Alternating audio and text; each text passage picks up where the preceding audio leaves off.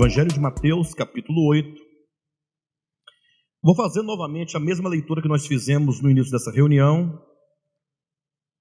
Vamos ler 17 versículos. Eu quero que você preste bastante atenção no que será lido aqui nessa noite, porque este texto será a base do que nós falaremos esta noite. Amém, queridos? Diz assim o texto bíblico: Ora, descendo Jesus do monte, grandes multidões o seguiram. E eis que um leproso, tendo se aproximado, adorou-o, dizendo: Senhor, se queres, pode tornar-me limpo. E Jesus, estendendo a mão, tocou-lhe, dizendo: Quero, fica limpo. E imediatamente ele ficou limpo de sua lepra.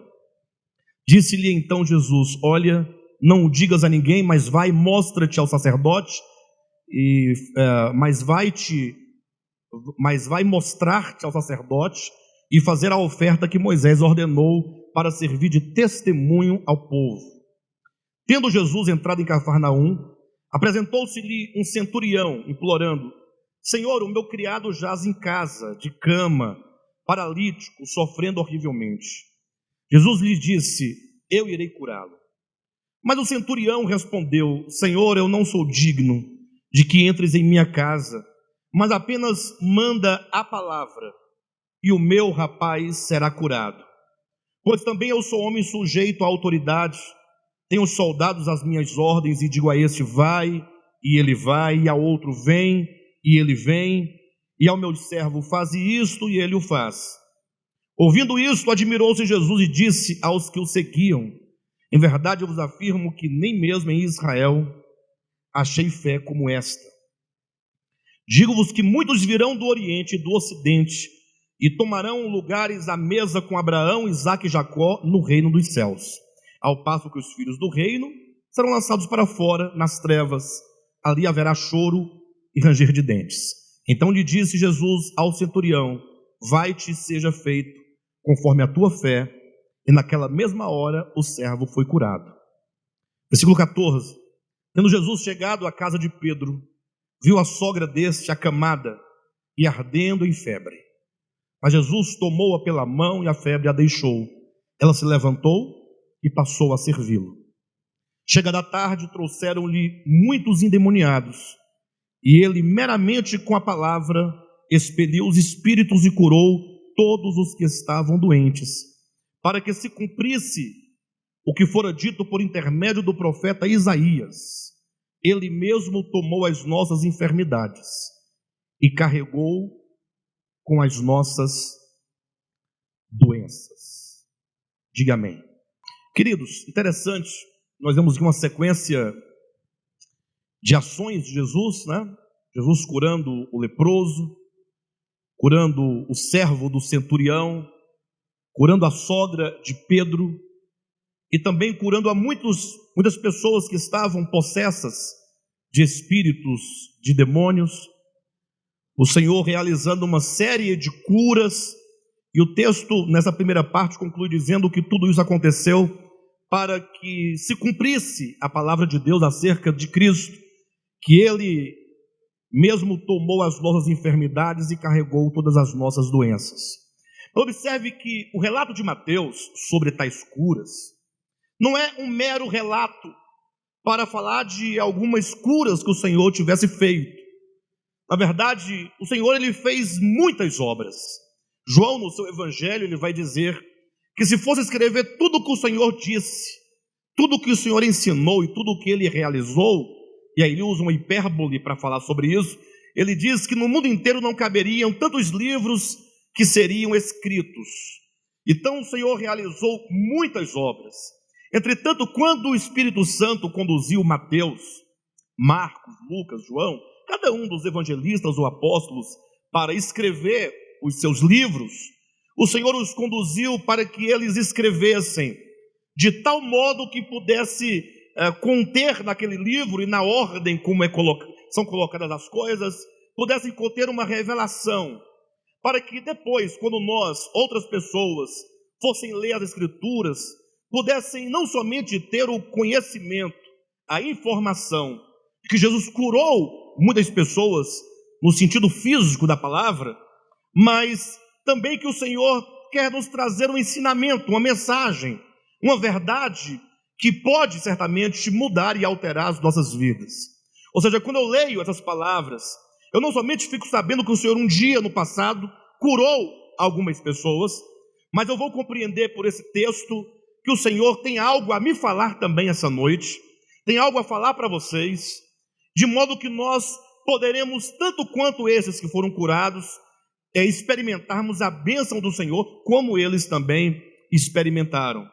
Não é sem razão que quando Mateus escreve o seu evangelho, ele logo coloca essa série de milagres após o Sermão da Montanha. Mateus capítulo 5, 6, 7, são 3 capítulos em que Mateus, e somente Mateus coloca deste modo, com toda essa extensão, ele coloca o primeiro sermão pregado por Cristo. Pensem vocês que o Cristo de Deus veio ao mundo, aos 30 anos de idade ele foi batizado, tão logo ele foi batizado, ele foi tentado no deserto por 40 dias, quando ele retorna do deserto, ele começa, portanto, o seu ministério, o ministério de Cristo, que consistia, de fato, na proclamação do reino de Deus. Ele chega aos homens da terra, aos habitantes da terra, para falar a eles e mostrar que era chegado o reino de Deus. Ele chega anunciando que era o tempo em que os homens deveriam se voltar para Deus, era o tempo que os homens deveriam se arrepender dos seus pecados, para que pudesse agora ter dentro de si esse reino de Deus despertado, para que os homens pudessem ter uma experiência do reino de Deus, que é uma experiência de salvação, experiência de cura, de transformação, uma vida totalmente sob o governo de Deus. Nós temos falado aqui, antes de prosseguir neste ponto, todas as quartas-feiras, na Epístola de Judas, nós falamos muito sobre a questão da salvação. Falamos muito sobre a experiência da salvação no que diz respeito à salvação, à graça de Deus, à fé, ao senhorio de Cristo. E nós então trabalhamos profundamente, temos feito isso em quase todas as mensagens, demonstrando qual é a natureza do reino de Deus. Isso porque Mateus capítulo 5, 6 e 7, conhecido Sermão do Monte, é o sermão em que Cristo apresenta aos homens. Ele começa apresentando primeiramente a natureza do povo do reino.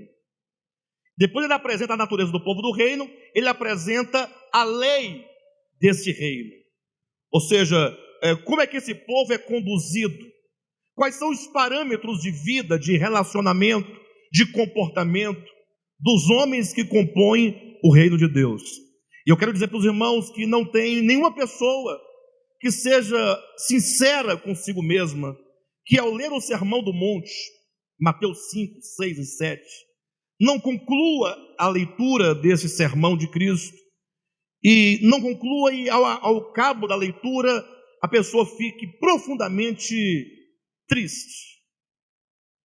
Talvez logo no início, quando você começa ali nas primeiras palavras de Cristo, logo vai lhe causando uma certa tristeza.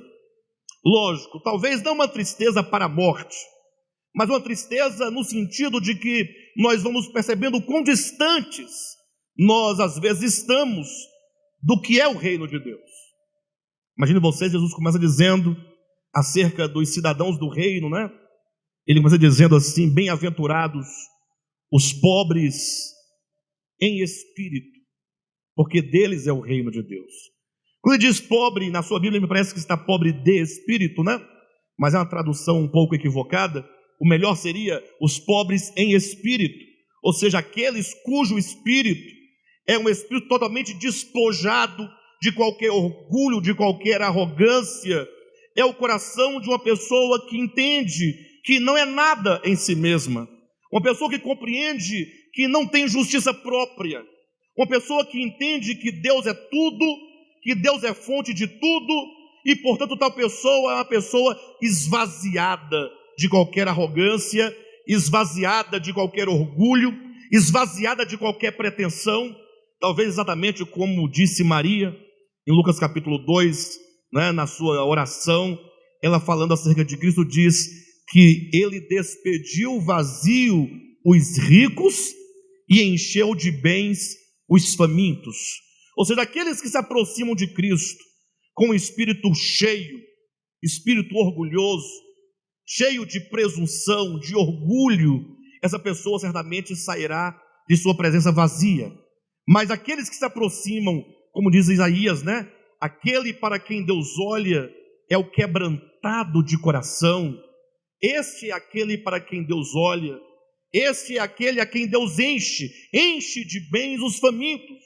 Então, logo quando ele começa o sermão da montanha, Jesus diz: aqueles que são humildes no espírito, são pobres em espírito, aqueles que são vazios. Isso é mostrando a natureza dos cidadãos do reino. Quando eu vejo isso e eu olho para mim mesmo, vejo o quanto que eu preciso de esvaziamento. Ele continua dizendo no versículo 5, ou versículo 4, né? Bem-aventurados que choram, porque serão consolados. Ou seja, falar daqueles que, olhando para o mundo, sente a dor do mundo, vê a miséria em que se encontram os filhos de Deus, e esses, portanto, não podem simplesmente sorrir diante de uma condição de um mundo miserável. Nesse caso, essa pessoa, ela chora a condição do mundo, conforme diz mais o texto, aqueles que têm fome e sede de justiça. Ou seja, o cidadão do reino de Deus é uma pessoa que não é satisfeita com a atual condição do mundo. São aqueles que são chamados de pacificadores, porque foram pacificados com Deus, foram pacificados consigo mesmos, e agora eles podem também pacificar a outros. Veja, quando eu vejo essas bem-aventuranças, e eu olho então para a condição minha, a condição do povo de Deus, fico pensando, puxa, o quanto que nós precisamos de perceber a nossa necessidade, de ter tal coração, de ter tal espírito diante de Deus. E o Senhor continua lendo o sermão da montanha, você vai ver o quanto o Senhor vai dizendo acerca dos nossos relacionamentos.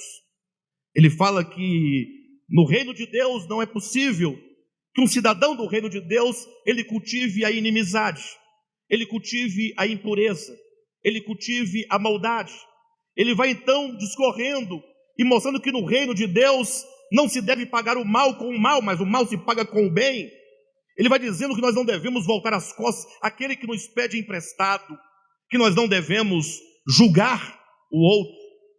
Ou seja, é uma série de coisas que se coloca, porque o rei do reino dos céus, assim que ele entra no mundo e começa seu ministério, ele estabelece a constituição do reino de Deus.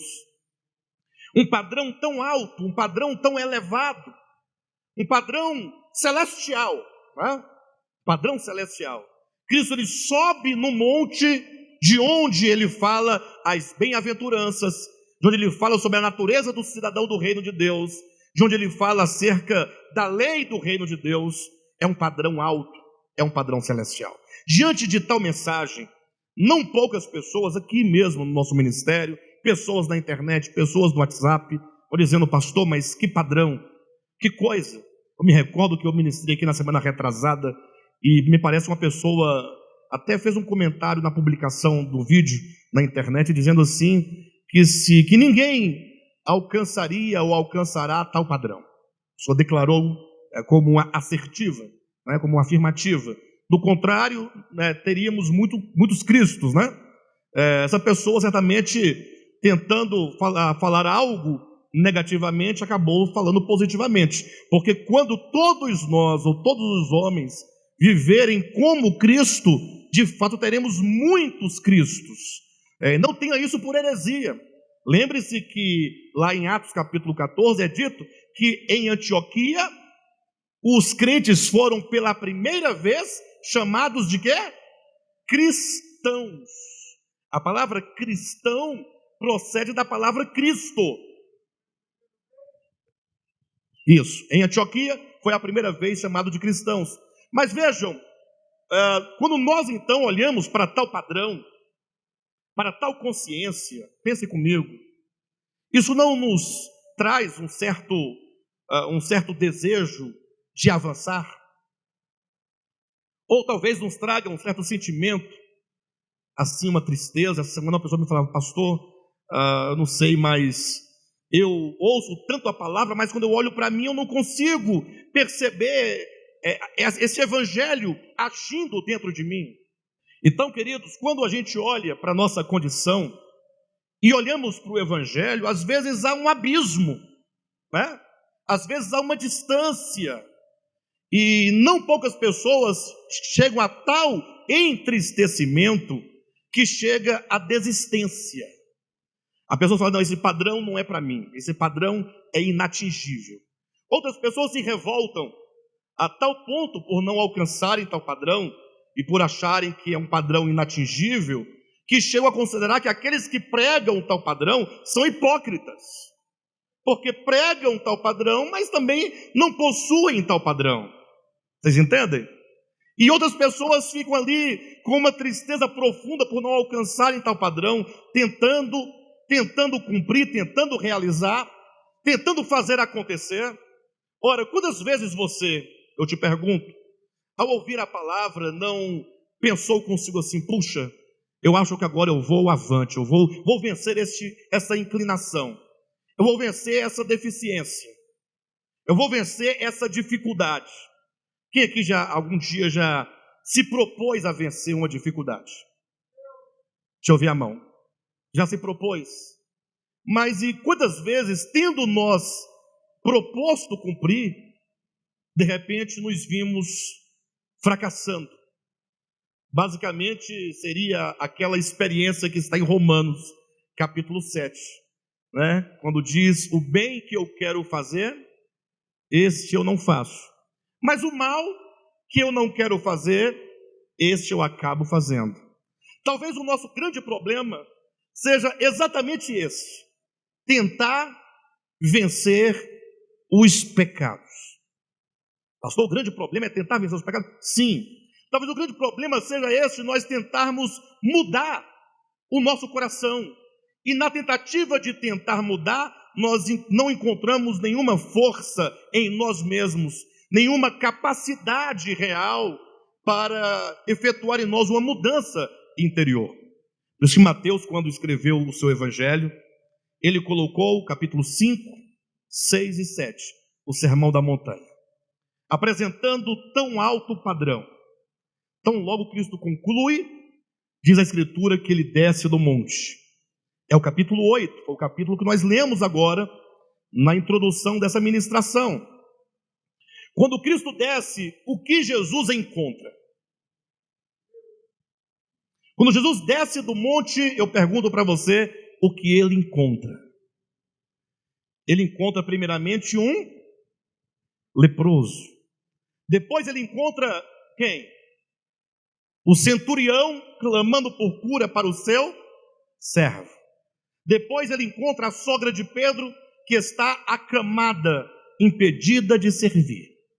E por último ele encontra uma multidão de doentes, de possessos, de pessoas totalmente incapacitadas espiritualmente falando. Ora, qual é a mensagem que nós vemos, que nós encontramos? Quando nós lemos, você está lendo Mateus capítulo 5, você vai sendo elevado, capítulo 6, capítulo 7, a justiça do reino, a lei do reino dos céus, a natureza do cidadão do reino de Deus.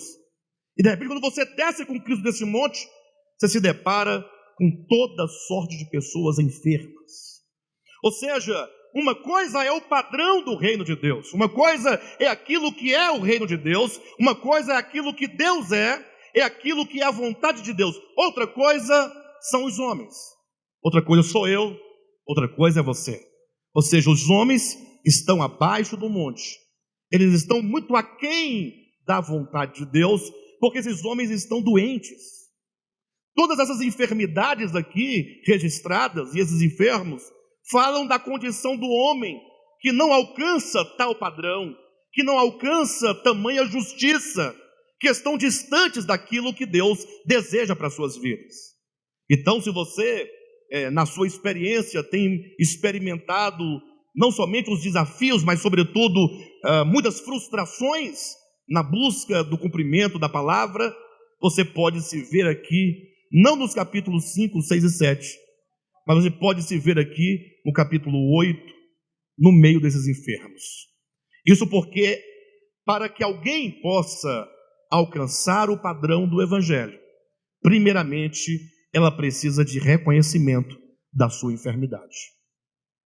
Se você diz assim, puxa, eu gostaria tanto de alcançar o padrão do Evangelho, e eu não duvido aqui de coração nenhum, tenho certeza que cada crente tem um desejo sincero de servir a Deus, mas lembra do que Cristo disse?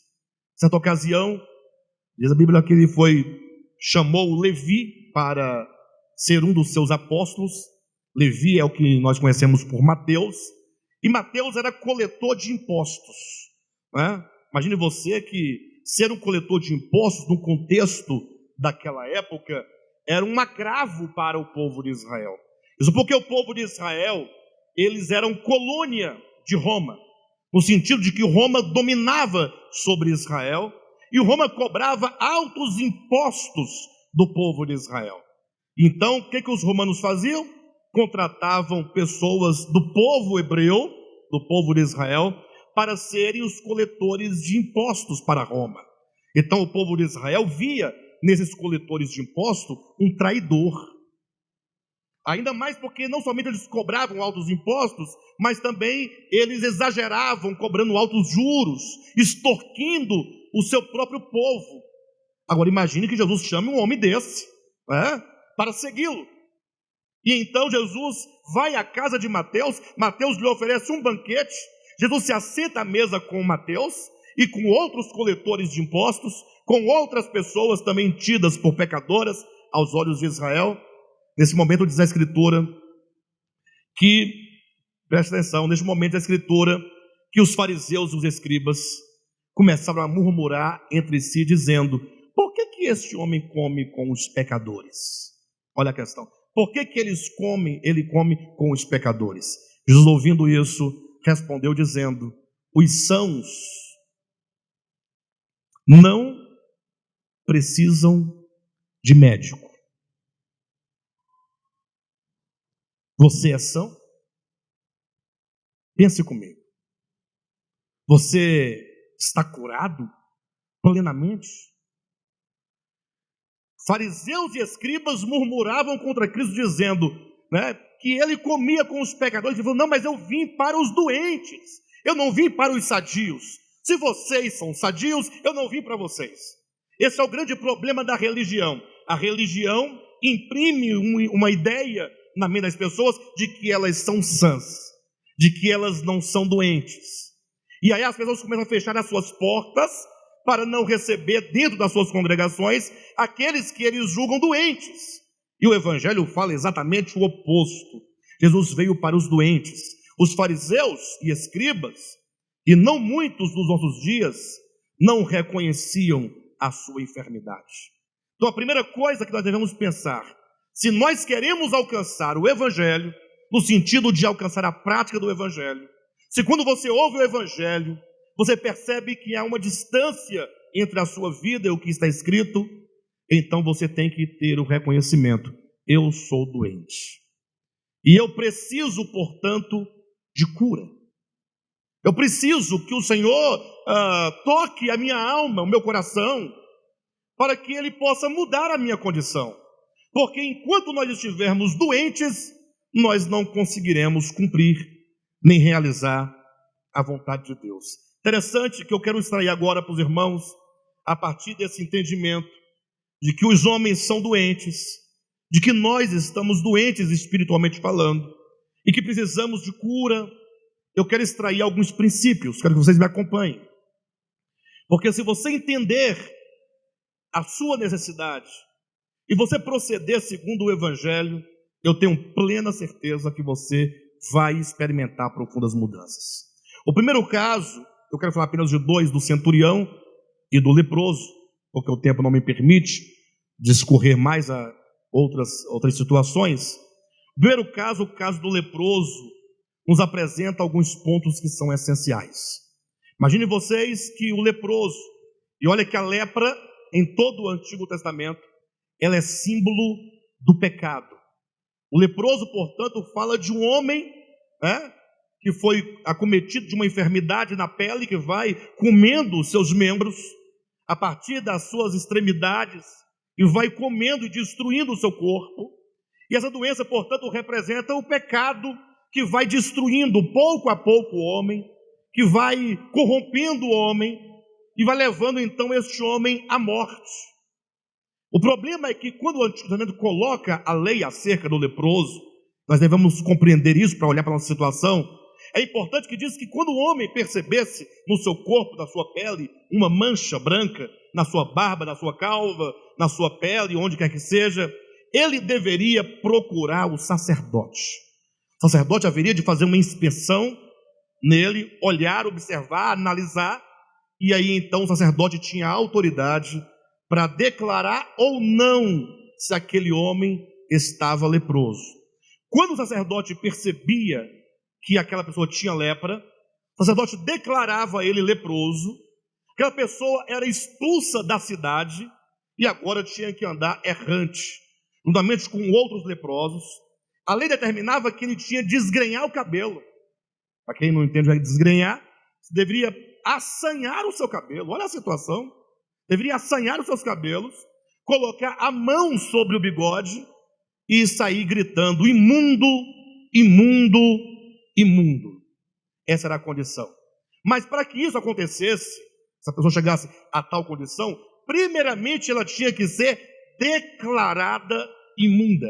Por isso que ela procurava o sacerdote. E aqui eu estabeleço, portanto, um primeiro princípio. O princípio do conhecimento da nossa condição. Ou seja, enquanto o homem não fosse ao sacerdote, a pessoa doente, enquanto o sacerdote não dissesse você está leproso, essa pessoa não tinha conhecimento da sua real condição. Então nós temos que entender que todos os homens são tocados pelo pecado. Paulo vai explicar isso em Romanos, na sua epístola sobre o evangelho completo de Deus, o pleno evangelho de Deus. Ele diz que todos nasceram no pecado, todos nascem sob condenação, e portanto o primeiro passo para que alguém possa experimentar cura, libertação, para que alguém possa começar a galgar em direção à prática e experiência do reino de Deus, é o conhecimento da sua condição pecaminosa. E quem nos dá tal conhecimento? Segundo o Antigo Testamento, falando do leproso, era o sacerdote, quem olhava, quem identificava e quem declarava. Hoje nós temos a palavra. Quando você ouve a palavra de Deus, a verdadeira pregação da palavra de Deus, não qualquer ministração, qualquer mensagem, mas quando você ouve o evangelho sendo pregado na sua pureza, na sua integridade, você não é capaz de identificar em você uma série de eivas. Você não é capaz de identificar, puxa, olha, quando eu ouço o evangelho, eu vejo em mim tantos erros, tantas trevas que ainda estão em mim. Quando eu falo de trevas, eu falo de coisas que são tão básicas e corriqueiras da nossa vida. Mas em trevas é uma coisa muito grande, muito diabólica, né? Até porque nós costumamos dar nome de pecado a muitas coisas que nem mesmo a Escritura chama de pecado. Imagine você, quando você lê Gálatas capítulo 5, e ali nós temos uma série de sentimentos e de atitudes interiores do coração que Paulo elenca como sendo pecado. Ele diz acerca da impureza, ele fala acerca da inimizade, ele fala acerca da porfia, da inveja. Então, quando nós ouvimos o evangelho, a palavra, ela não somente identifica em nós as eivas do nosso coração, como ela então nos declara, no sentido de esse contraste, né? Quando a palavra entra no meu coração, o contraste da palavra, da pureza da palavra, com a condição do meu coração, se torna uma declaração de que eu careço de cura, de que eu careço de libertação. Ou seja, enquanto nós não conhecermos a nossa condição, nós estivermos claros de que somos enfermos, de que a minha dificuldade em obedecer, a minha dificuldade em prosseguir, a minha dificuldade de amar o meu próximo, a minha dificuldade de me render, a minha dificuldade de doar, de dividir, de compartilhar. E quando eu não entender e não perceber que essas minhas dificuldades são sintomas de uma enfermidade chamada pecado, esse pecado é o nosso ego, nós não temos como prosseguir. O problema é que ficamos sempre tentando cumprir algo, até estabelecemos metas, de cumprimento, nós vamos realizar. O problema é que nós, muitas vezes, não estamos cientes do que nós somos. Então, o primeiro passo é esse. O pecado é uma doença grave que assola o coração. É uma ilusão profunda, uma treva profunda que me torna alguém doente.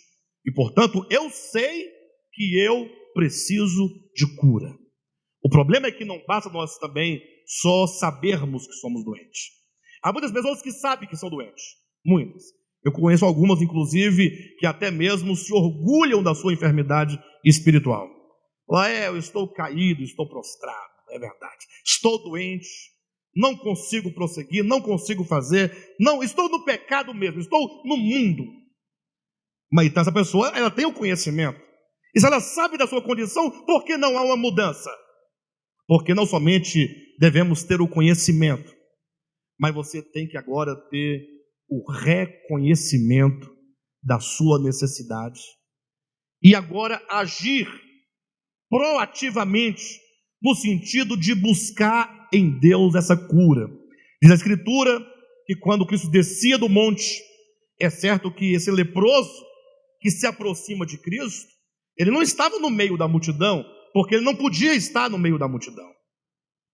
Ele não estava junto com Cristo, ele estava separado, longe, distante. De longe, certamente, ele ouvia, ali mesmo que muito baixinho, as palavras de Cristo.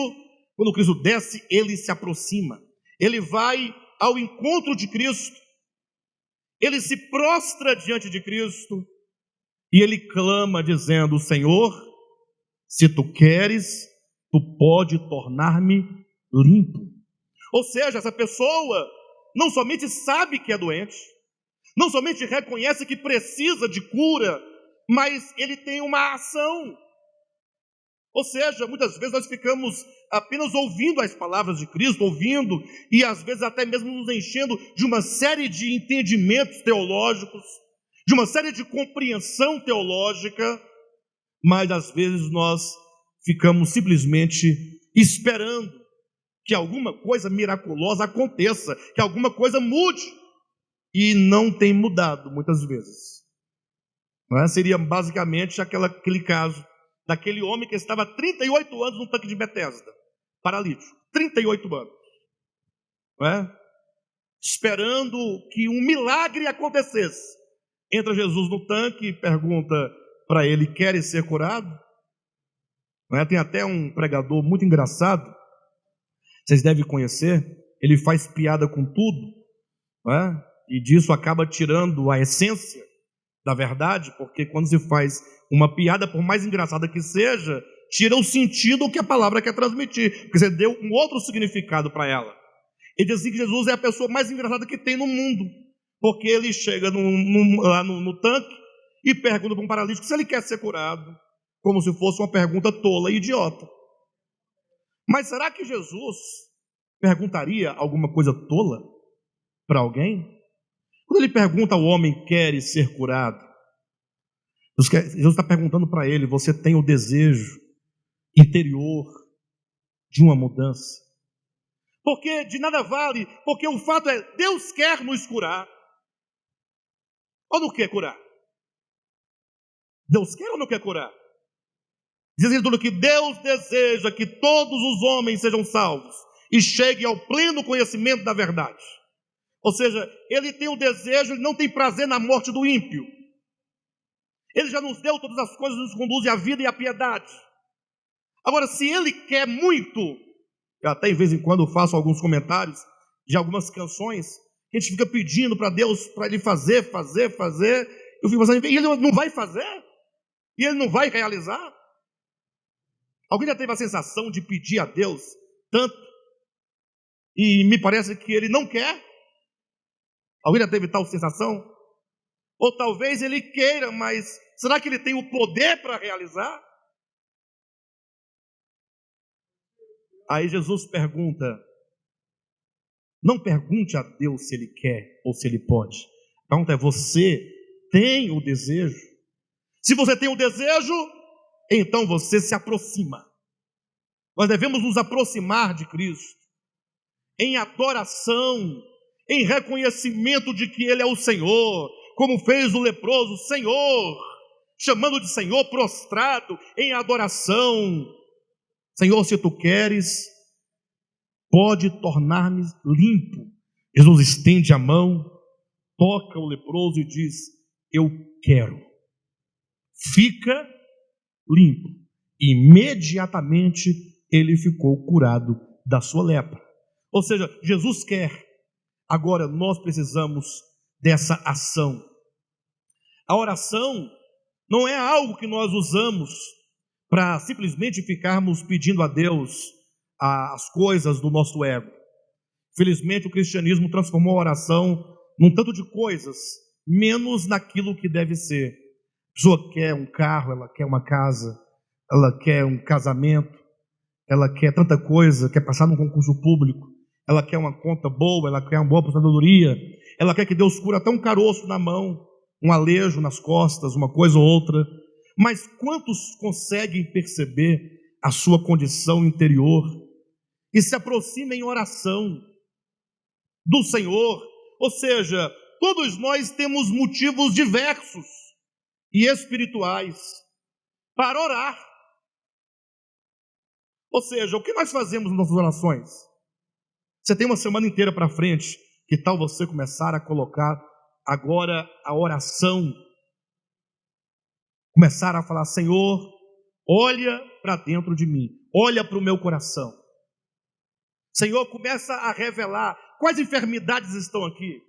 Será que porventura eu não estaria como, no caso, o servo do centurião? Não estaria eu, porventura, paralítico? No sentido de que eu não tenho forças nem capacidade de caminhar na tua palavra. Quando as pessoas estão paralíticas, não conseguem caminhar, não conseguem prosseguir no caminho, não conseguem congregar, não conseguem, estão totalmente fossilizadas, estão totalmente paradas. O Senhor, Ele pode te levantar hoje, mas você precisa reconhecer, precisa desejar. Quantas pessoas não estão com a sogra de Pedro, estão acamadas, com febre, impossibilitadas de servir. Diz a Bíblia que então logo a sogra de Pedro foi curada, ela se pôs a... Pessoal, aqui ó, para cá. Então logo ela foi curada, ela se pôs a servir. Quantos não estão ardendo em febre? Quantos não estão impossibilitados de servir? Porque estão acamados, enfermos. Mas se nós não reconhecemos a nossa condição, se não olhamos para dentro de nós, como pode ser? Quantos não estão totalmente incapacitados? Então, esse primeiro princípio de conhecer, de reconhecer e agora de clamar ao Senhor por uma cura. Agora veja, interessante o caso do centurião, que é o segmento.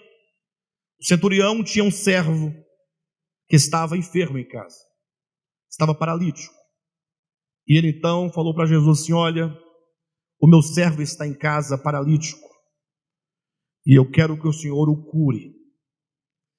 Jesus responde, eu irei curá-lo. Presta atenção, eu irei curá-lo.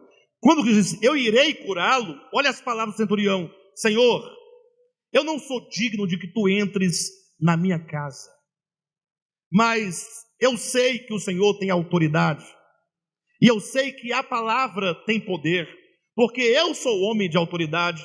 Um centurião é um chefe de 100 soldados de uma centúria. Ele diz, quando eu digo para um servo vai, ele vai. Quando eu falo para o outro vem, ele vem. Eu sei o que é ordem e o que é obedecer a ordem. Então, Senhor, diga a palavra e o meu servo será curado. Na sua Bíblia eu sei que está dizendo, diga apenas uma palavra, né? Mas na língua grega, os substantivos, ele tem os casos. Os casos, seja do grego, seja do latim, seja do alemão, de outras línguas semelhantes, eles determinam se aquele substantivo é um objeto direto, é indireto, se é um sujeito ou qualquer outra coisa. De modo que quando diz no texto, diga uma palavra, palavra lá é logos, e a terminação de logos ali aponta, portanto, para um objeto indireto. Seria, diga a palavra e não diga uma palavra. Então o texto seria melhor traduzido se dissesse assim, olha, diga a palavra, diga ao verbo, diga ao logos, diga ao Cristo, e o meu servo ficará curado. O que esse homem sabia? Ele sabia sobre o poder do verbo. Ele sabia sobre o poder da palavra de Deus, que é o próprio Cristo. Alguém poderia dizer, não, mas é uma contradição. Ele está falando com o próprio Cristo. É, porque nós temos ali Jesus, né? O homem encarnado, aquela humanidade, é Jesus de Nazaré. Mas aquele que vivificava aquele corpo, que foi gerado em Maria, ele sim é o Cristo. O verbo, que é o Logos, se fez carne. Essa parte humana é Jesus de Nazaré. Mas aquele que habitava aquela humanidade é o Logos, é o Cristo, é o Criador, é o que resgata, é o que restaura, é o que cria, é o que sara, é o que cura. Quando aqui não me diz, diga a palavra e meu servo será curado, ele conhecia o poder da palavra, ele conhecia a autoridade da palavra, ele sabia que nós somos curados por meio da palavra. E esse é um ponto sério que eu quero que os irmãos entendam. Porque nós falamos muito de palavra, de palavra, de palavra. O De Volta à Palavra, há 20 anos, prega a Escritura. Nós anunciamos, explicamos e fazemos conferências, fazemos simpósios. E muitas pessoas passaram pelo nosso meio. Todas em busca, entre aspas, da palavra. Mas o problema é que as pessoas tão logo estudam a Bíblia, elas pensam que toda a estrutura teológica, conforme foi montada, por melhor que tenha sido feita, eles julgam ser isso a palavra de Deus. A palavra de Deus não pode ser um livro. A palavra de Deus não pode ser um raciocínio. A palavra de Deus, como a própria Escritura declara, é o próprio Cristo. No princípio era a palavra, e a palavra estava com Deus, e a palavra era Deus, e a palavra se fez carne e habitou entre nós. Aí as pessoas então, quando lidam com os seus arranjos teológicos, substituem o Cristo, substituem a palavra pelos arranjos teológicos e passam a ser defensores, passam a ser advogados dos raciocínios teológicos. Imagine. E agora vai defender este ou aquele raciocínio, e por causa de suas defesas dos raciocínios, e eu sei que vão me falar depois sobre isso, por causa de suas defesas, elas ficam rancorosas. Como pode? Como pode? Um exemplo, a irmã Silvia está em defesa da verdade, está em defesa do Evangelho, se ela está rancorosa. Não porque esteja, mas em razão da sua defesa, está rancorosa. Pode alguém, como aconteceu há 2 meses, salvo engano, 2 pastores, não sei quantos viram a reportagem, discutindo a Bíblia, quem estava certo, quem estava errado, quem estava mais certo, quem estava mais errado. No final, um deles ficou tão nervoso que matou o outro a facada. Misericórdia? Vocês não viram? 2 pastores. Alan, viu? Graças a Deus, se alguém está comigo, não deixou sozinho. Obrigado. Verdade. Como pode? Como pode estar em defesa da palavra, da Escritura, ou que seja da verdade, com ódio? Imagine só que alguém estando em defesa da palavra ou da verdade, acaba falando mal dos outros, né? Ao invés de, digamos que eu tenho a palavra, Josué não tem, coitado. Josué é um herege, Josué é um caído, Josué é alguém que se desviou da verdade. Mas eu que digo ter a verdade, que tenho a palavra, qual é o meu papel? Não é salvar aquela alma, coitado. Não é estender a mão para que ele saia de lá. Ora, se eu nunca o procuro, nunca, mas diariamente falo mal dele, eu estou em defesa da palavra? Eu estou em defesa da verdade? Vocês percebem o que o sistema teológico faz com as pessoas? Você percebe? Tudo por não compreender aquilo que os judeus também não compreenderam. Quando Cristo disse, olha, vocês examinam as Escrituras, porque vocês julgam ter nelas a vida eterna. Só que vocês não sabem que elas são um testemunho de mim. E por causa delas, vocês não querem vir a mim para ter vida. Ou seja, o centurião, ele sabia que a palavra de Deus, ou na palavra de Deus está a cura. A palavra de Deus não é para ser discutida, é para ser crida, é para ser recebida, e é para que ela opere em nós, né? Tudo aquilo de que precisamos. A palavra tem que ser cura para a minha alma. Então nós temos que nos aproximar da palavra de maneira adequada. Lembrem-se, se você quer ser curado verdadeiramente, Jesus disse, e conhecereis a verdade, e a verdade vos libertará. Aqueles que dizem conhecer a verdade, mas que são pessoas faladeiras, falam da vida alheia, só sabem criticar, só sabem zombar, só sabem desprezar, só sabem dividir, não podem dizer que conhecem a verdade. Ou então, se conhecem, Jesus está mentindo, ele conheceu a verdade e a verdade não o libertou.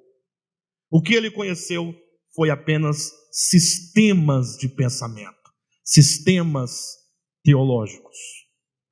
Quando Jesus diz, conhecereis a verdade e a verdade vos libertará, ele fala de algo real que acontece no coração de quantos se aproximam adequadamente da palavra.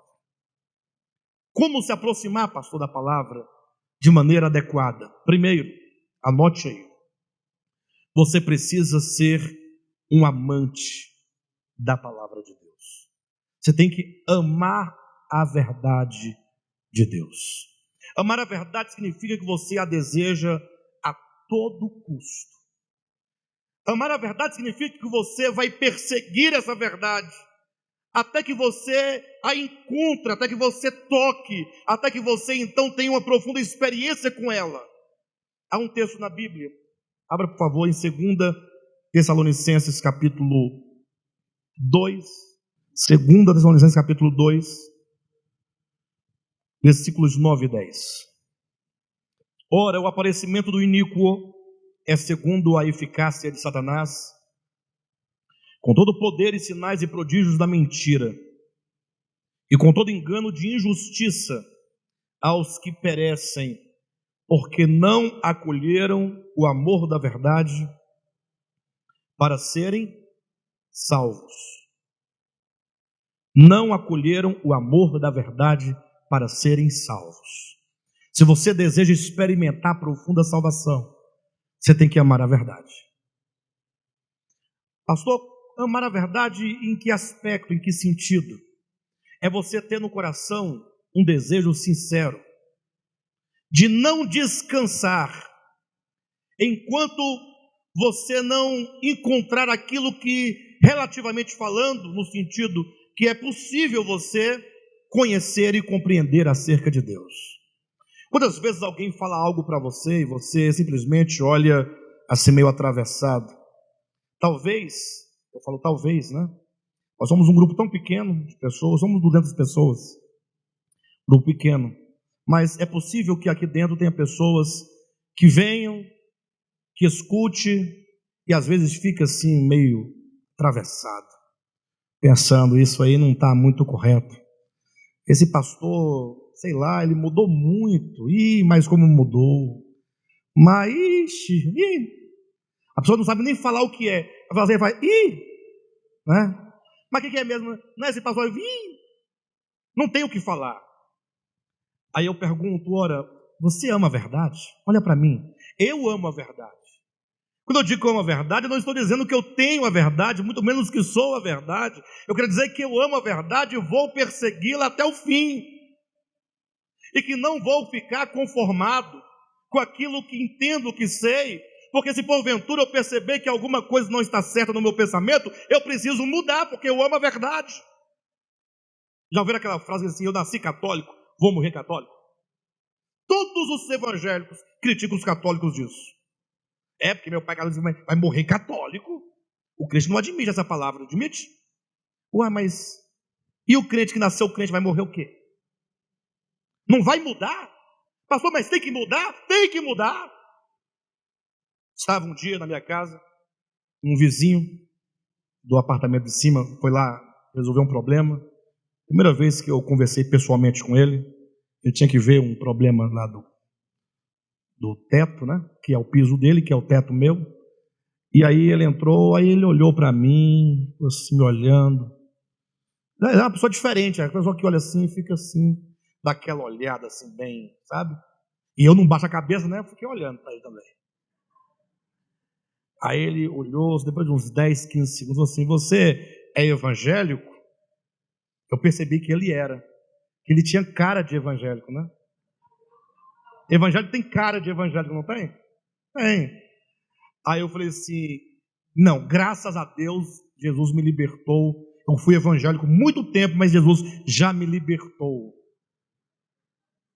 Quando eu disse que eu fui evangélico por muitos anos, nasci em lar evangélico da Assembleia de Deus, mas Cristo me libertou, aí ele continuou me olhando assim, e ele não tinha o que falar, e ele foi muito sábio, você não vou emendar assunto não, vou parar por aqui. Aí ele resolveu ignorar a minha resposta, porque se ele continuasse, ele ia ouvir muita coisa, né? Mas pastor, mas como assim?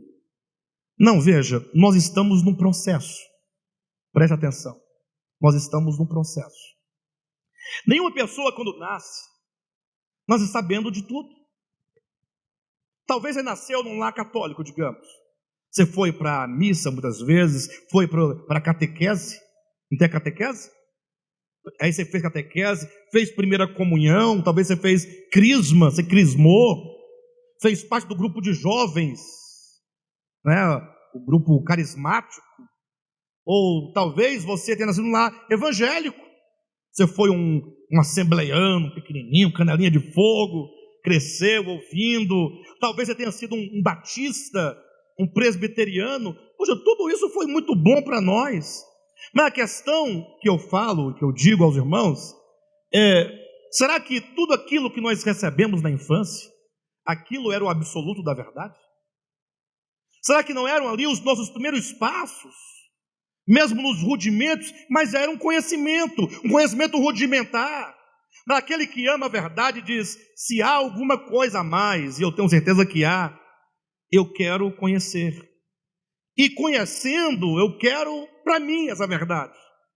Mas o problema não, é que o católico, ele acha que o católico, e o pensamento católico, e a teologia católica, e a esperança católica é a verdade. Aí vem o evangélico, ele acha que ele também é a verdade. Ele acha que toda a verdade está ali, que não há mais verdade fora da igreja evangélica dele, seja batista, seja presbiteriana, tal.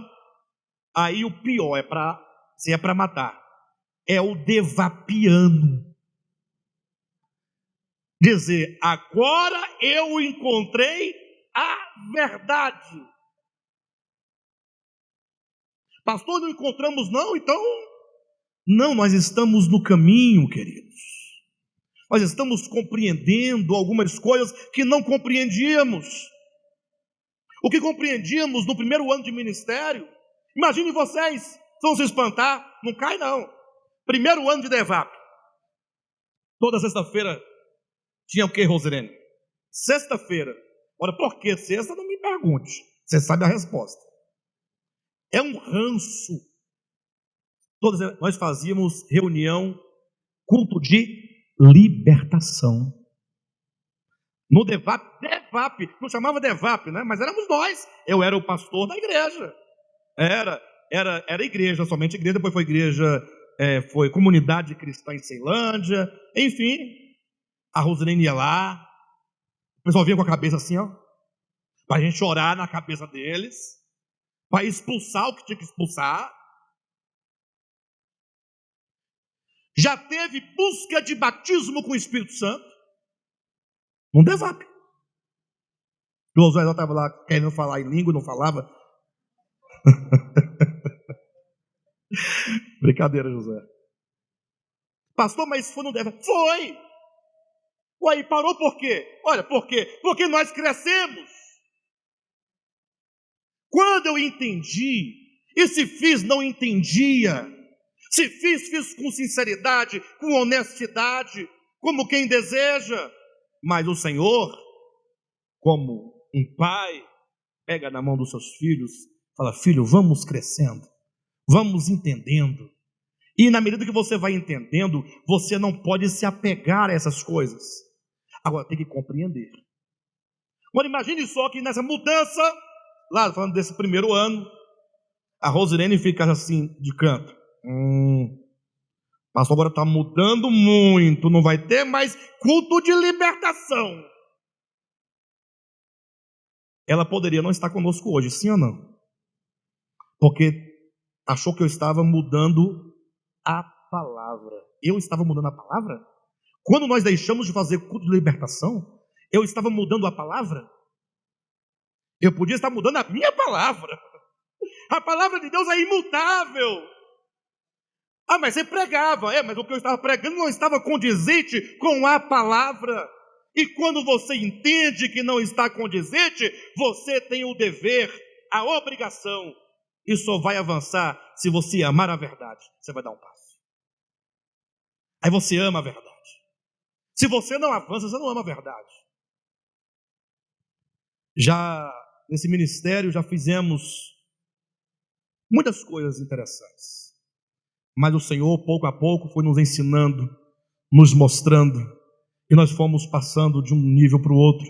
Hoje não se... Alguém pode falar: pastor, mas qual é a certeza e a garantia que você me dá que não vai mudar mais nada? Eu digo: nenhuma. Daqui a 10 anos eu não quero estar no mesmo lugar. Daqui a 10 anos eu quero estar mais claro acerca de Deus. Daqui a 10 anos eu quero que todas as trevas que ainda residem, que ainda me impedem de compreender, estejam dissipadas. Mas por quê? Porque, primeiro, todos os homens estão em formação. Nós estamos avançando, estamos crescendo. E não pense que com a vinda de Cristo ou com a morte acabou, não. Pelo contrário, a vida eterna não é um alvo. A vida eterna não é um lugar aonde chegar. A vida eterna é uma condição eterna de estarmos sempre, continuamente conhecendo a Deus. E se eu falo que conheço a Deus, mas que devo conhecê-lo mais e mais, e a vida eterna consiste em conhecer a Deus, é um conhecimento que nunca se esgota, que nunca chega no fim, porque o objeto a ser conhecido é eterno. Se Deus é eterno, Ele é inesgotável. Se Ele é inesgotável, eu não posso concebê-lo na sua plenitude. Para tanto, terei a vida eterna para conhecê-lo, sem nunca conhecê-lo plenamente. Se eu tenho algo a conhecer, eu já estou declarando que o meu conhecimento é limitado, que eu desconheço muitas coisas. E, portanto, amar a verdade é estar sempre nessa busca. Sempre nessa busca. Quando o centurião diz: diga a palavra e o meu servo será curado, ele conhecia, ele sabia o que estava dizendo, ele sabia da autoridade da palavra, do poder da palavra, e ele desejava e amava ardentemente a palavra. Então, amar a verdade. Quem ama a verdade, busca pela verdade. Mas em razão que no mesmo sermão da montanha, Jesus vai dizer assim: buscai e... Quem busca? Buscai e achareis. Batei e abrir-se-vos-á. Pastor, o que você quer dizer com isso? Eu quero dizer que todos nós estamos juntos buscando. Nós temos uma atual compreensão das coisas.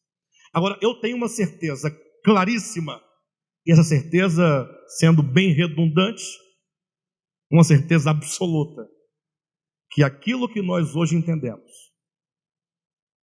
é superior e é muito mais claro do que o que nós víamos antes. Disso eu sei, tenho plena certeza. Pastor, eu não tenho tanta certeza assim. Então, se você ama a verdade, você vai me procurar no final desse culto. Ou vai mandar um WhatsApp para mim amanhã, dizendo: pastor, tenho dificuldades de entender algumas coisas que você fala. Tem como nós nos reunirmos um dia e você me explicar, para eu entender o que você está dizendo à luz da Escritura? E aí eu vou à sua casa. No dia que você me convidar, vou me assentar à mesa com você. Você vai colocar suas dúvidas e nós vamos abrir a Escritura. Você ama a verdade? Então busque. Não se esconda. Não critique. Ficar apenas duvidando e difundindo dúvida não te faz crescer, não te ajuda, não te cura, te faz pior. Você fica ferido, ofendido, fica triste, amargurado, amargura o outro, contamina o outro. Se você ama a verdade, está aí a saída para você. Não da verdade plena, mas para o nosso atual momento, aquilo que Pedro chamava a presente verdade. A verdade que no momento se pode conceber, se pode compreender. Pastor Alexandre, eu tenho ouvido você pregar e percebi algumas coisas que não estão muito claras. Você parece que andou mudando alguma coisa, que ficou assim. Eu gostaria de conversar contigo. Deixe-me entender, fale para mim, abra a Escritura para mim, me mostre. E vou dizer para você outra coisa. E se eu mostrar e você perceber que aquilo que eu estou mostrando não é bíblico, porque eu estaria distorcendo equivocadamente ou por maldade, me ajude. Eu precisaria de ajuda. Que você mostre, que você fale, que você apresente, que você leia, que você me instrua, que você salve essa alma do inferno. Mas amar a verdade é nunca ficar escondido ou se escondendo. Amar a verdade é buscar pela verdade.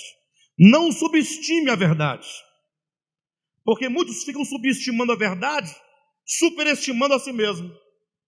Quando eu digo alguma coisa sobre a verdade, digamos, se eu falo com tanta certeza, a Rosirene não está certa, ela está equivocada. Por quê? Não, por causa disso, daquilo, outro, tal. Mas você, fulano, já entende o que ela diz? Você já conversou, já mostrou? Não, é porque a verdade, eu aprendi a verdade. Eu já recebi a verdade. Ou seja, você não está mais aberto para nada? Não está aberto para perceber algo que você não percebeu antes? Você está subestimando a verdade, achando que a verdade é um dogma e superestimando a sua capacidade de saber o que é a verdade? Temos que tomar muito cuidado, queridos, porque às vezes nós estamos doentes, não avançamos, porque estamos defendendo um sistema teológico. Nós fomos chamados para pertencer a Deus, fomos chamados para conhecer a Deus. A vida eterna consiste em conhecer a Deus. Pastor, graças a Deus, eu não tenho dúvidas. Talvez eu tenha dificuldade de compreender uma coisa ou outra, mas meu coração está claro. Mas como eu posso me aproximar da verdade ou da palavra de Deus de uma maneira simples? Você quer crescer mais e mais? Faça o que Paulo diz em Romanos, capítulo 10, versículo 17. Ele diz assim: porque a fé, nós sabemos que a fé é o que move, a fé é o que faz acontecer tudo dentro de nós. Todas as realidades espirituais só são possíveis de serem tocadas e experimentadas por meio da fé. E aí Paulo diz, a fé, ela vem, ou ela se manifesta pelo ouvir. Quem aqui está me ouvindo? Mas não é esse ouvir. Vocês estão me escutando. Quando ele diz a fé vem pelo ouvir, ele está falando de ouvidos espirituais. É aquilo que Cristo diz, quem tem ouvidos, mas todo mundo tem ouvido, está todo mundo escutando. Não, não é ouvir ou escutar com as orelhas, é escutar, ouvir com o coração. A fé, ela vem pelo ouvir. Somente quando você ouve com o coração, é que essa fé, ela se manifesta, ela reage. Pastor, então eu quero ouvir. Como é que eu ouço com o coração? Como é que eu faço? Eu quero ouvir. Se a fé vem pelo ouvir, Paulo diz, e o ouvir vem pela palavra de Deus. Quando você se expõe à pregação da palavra, de coração puro, em oração, Senhor, eu preciso que a tua palavra gere algo em mim. A primeira coisa que ela produz é ouvidos. A maneira de nos aproximarmos da palavra, portanto, é com oração. Senhor, abre os ouvidos do meu coração. A palavra vai abrir esses ouvidos. E ao abrir o ouvido, agora vem a fé. Porque a fé virá por meio do ouvir. E essa fé é que vai produzir tudo aquilo que nós precisamos. É onde vem a cura. Não podemos ouvir desatentos. Não podemos ouvir como quem ouve uma piada ou ouvir preocupado com outras coisas. Temos que nos esvaziar completamente, nos voltando ao Senhor. E ao ouvir a palavra, agora fazer como diz Tiago, capítulo 1, versículo 26, acolher a palavra no coração, não permitir que os pássaros levem essa palavra.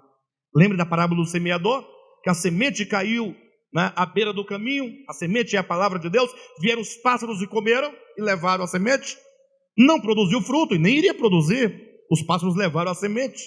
Então a palavra é semeada e você então agora acolhe, vá para a sua casa com a palavra no seu coração.